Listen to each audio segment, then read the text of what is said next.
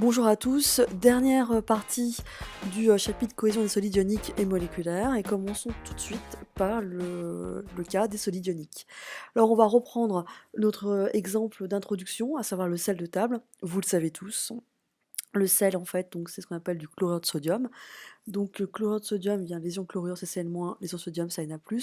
On ne refait pas l'histoire pour expliquer pourquoi on a fait une liaison ionique, je vous renvoie directement à la vidéo précédente et la différence d'électronégativité entre ces deux éléments.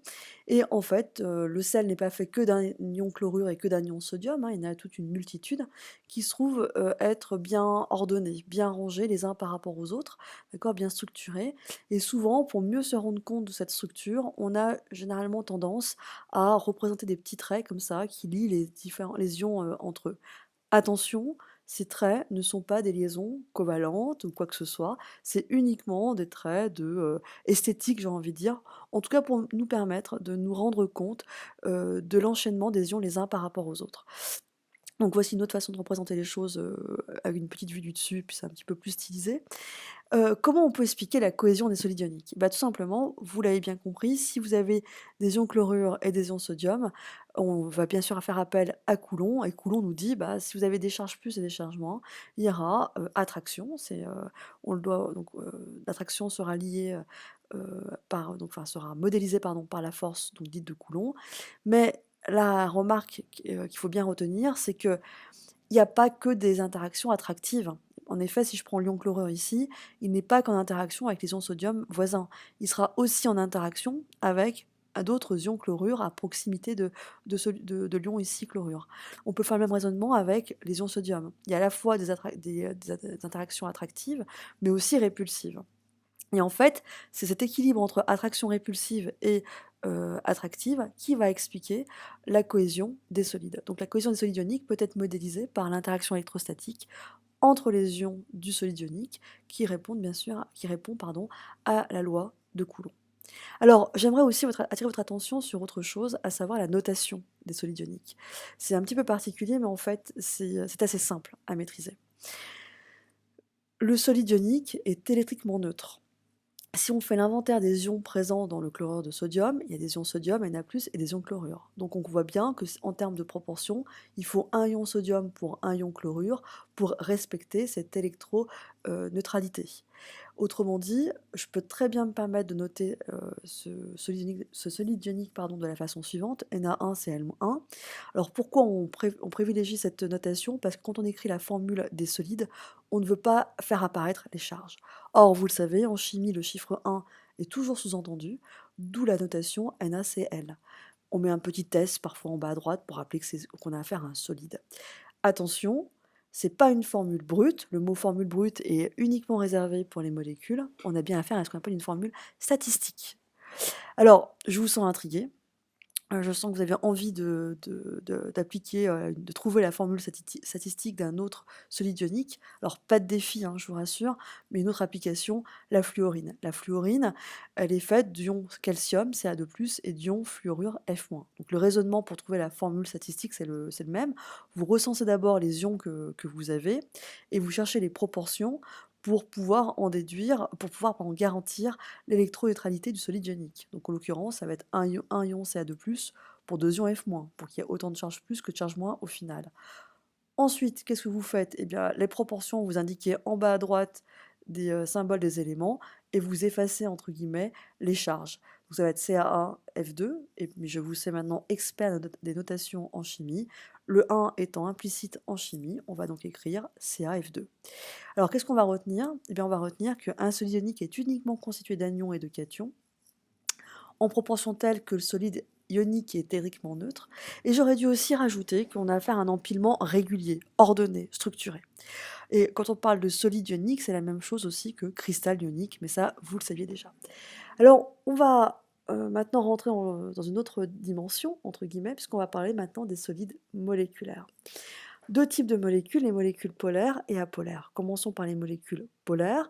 Leur barycentre des charges partielles positives et négatives ne coïncide pas. Ainsi, qu'est-ce qui va se passer? Le barycentre des charges négatives d'une molécule va être attiré par le barycentre des charges partielles positives d'une autre molécule. eh bien, cette interprétation, cette modélisation, on la doit à Van der Waals. Du coup, s'il y a attraction, on comprend bien qu'il y aura cohésion. Alors, Van der Waals, pardon, il y a un prix Nobel en 1910, c'est un prix Nobel de physique, pour ses travaux sur l'équation d'état des gaz et des liquides.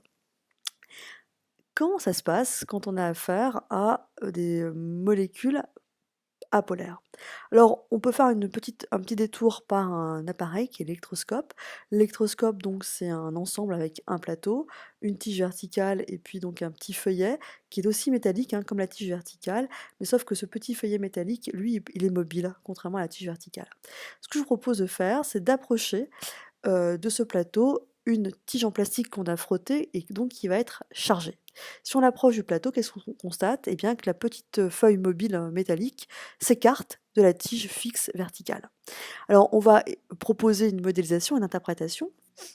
Eh bien regardez, on va supposer que la baguette, quand on l'a frottée, on lui a transféré des électrons, donc a été chargée négativement.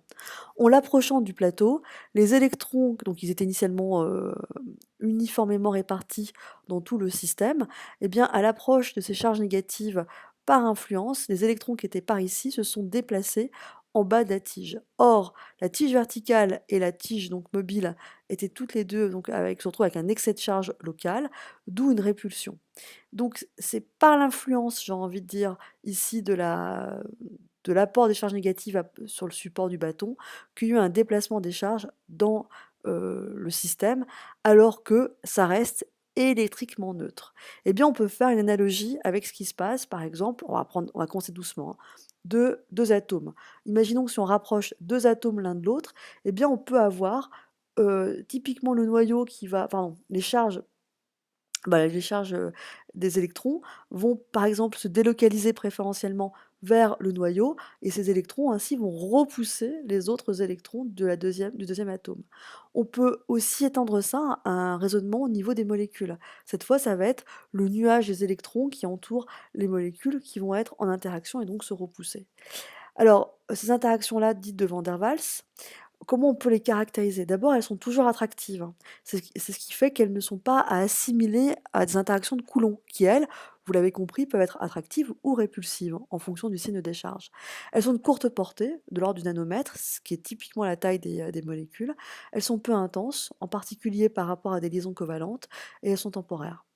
Autrement dit, c'est ça qu'il faut retenir à mon avis, même si on n'a pas compris tout ce qui précède, pour faire chic aux soirées de l'ambassadeur, dites la chose suivante: la cohésion des solides moléculaires peut être modélisée par les interactions de Van der Waals, qui sont des interactions électriques, à ne pas confondre, qui ne sont pas du même ordre, hein, du même registre que les interactions de Coulomb, puisque les interactions de Van der Waals sont toujours attractives, et ce sont des interactions électriques qui concernent les nuages électroniques des molécules.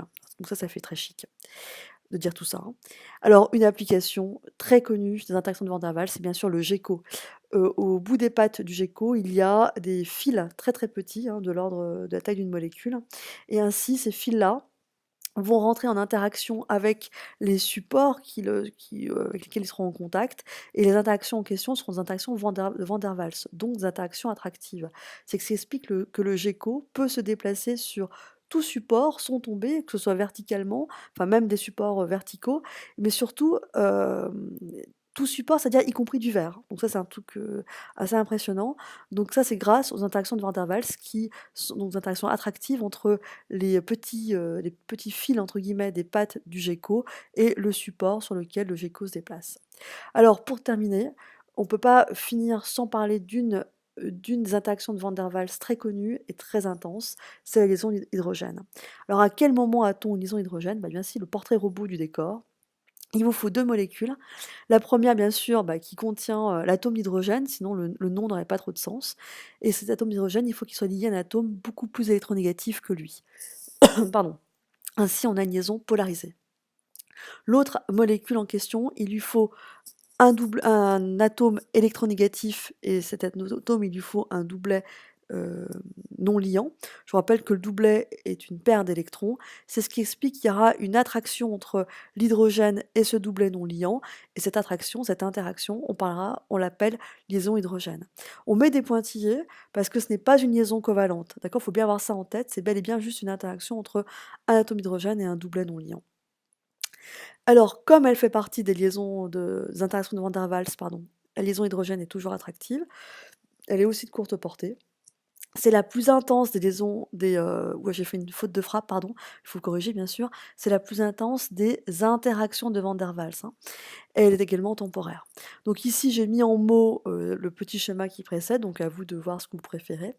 Et puis bien sûr, une application très connue, c'est les molécules d'eau, tout simplement. Les molécules d'eau, c'est le top parce que c'est à la fois le statut de la première molécule de gauche et à la fois le statut de la molécule de droite. Je m'explique. La molécule d'eau présente un atome électronégatif, l'oxygène, et puis l'atome d'hydrogène. Donc on est typiquement dans la configuration de la molécule de gauche ici, là, à H. Et puis la molécule d'eau, bah, elle comporte un atome qui possède au moins un doublet non liant, en l'occurrence 2 pour l'atome d'oxygène. Donc on a des petites interactions comme ça, des petites liaisons d'hydrogène, qui vont expliquer la cohésion de l'eau, la stabilité de l'eau en tout cas, de la glace, donc de l'eau à l'état solide. Voilà, donc ceci met un terme à ce chapitre sur la cohésion des solides ioniques et moléculaires. Je vous dis à bientôt pour d'autres cours de physique et de chimie.